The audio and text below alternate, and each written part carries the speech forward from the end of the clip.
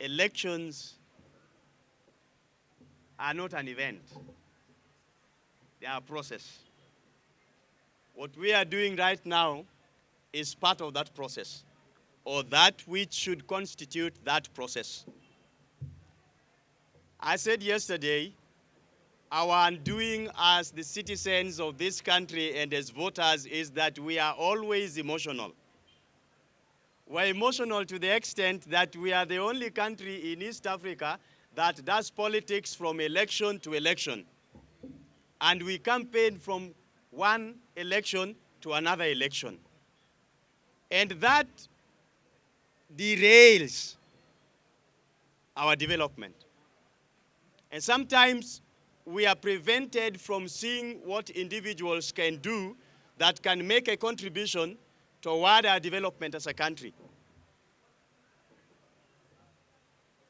I look at the process of selection of IEBC chairpersons, and I think I want to correct the speaker that was here before Ochieng when he says things that are not true about the Constitution.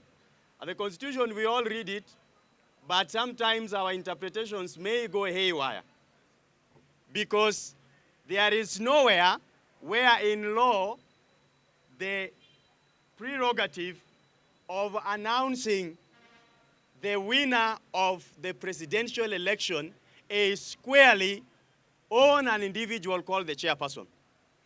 That is what has landed us where we are, because they have arrogated themselves duties that are not spelled out in the Constitution, not even found in the Elections Act.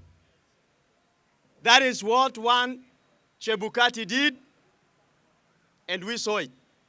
If you tell me that what is in NADOC report that clearly indicates that going forward for our elections, the chairman of IBC cannot announce the winner of an election only until he has consulted and they have reached a consensus, then why do we then need the rest of the 6 commissioners?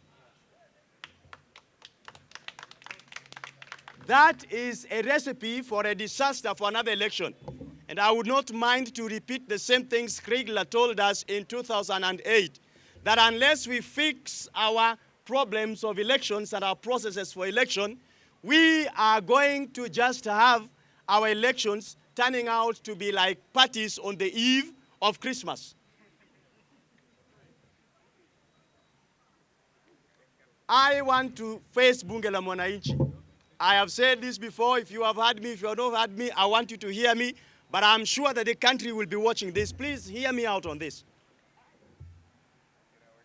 The people that can bring change and meaningful change to this country are not parliamentarians that we have today, are not the crop of politicians that we have today.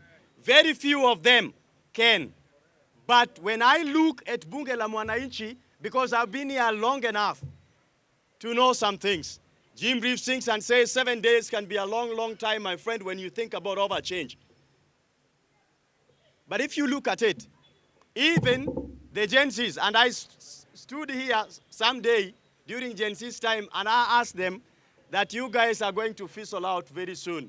I had some members here that are senior lying to them that they were not going to fizzle out. Allow me to be on this. And I said, why?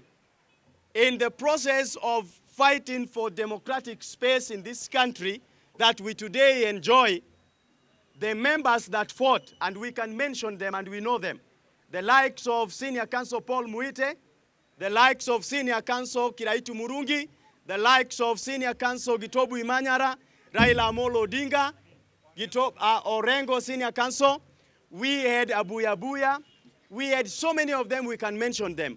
They never hid their faces. We saw recently when one Sifuna died, Lawrence Sifuna died, and we were reminded of the 7 bearded brothers. They dared to show their faces.